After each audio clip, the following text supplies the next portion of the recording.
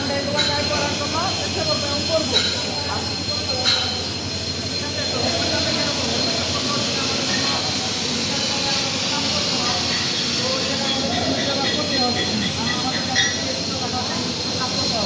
আমরা যদি হেলমেটটা ব্যবহার না করি তো আমাদেরকে মাথায় আঘাত পেতে আমার আঘাত পেতে পারি আমরা, এটা আমাদের মাথায় ইনজুরি হতে পারে। এই জন্য আমরা হেলমেটটা ব্যবহার করবো। তো অনেক সময় আমাদেরকে পাওয়ার টোলিং করতে হবে। পাওয়ার টোলিং করতে হলে আমাদেরকে ভূগোল ব্যবহার করতে হবে। কেন ভূগোল ব্যবহার করতে হবে?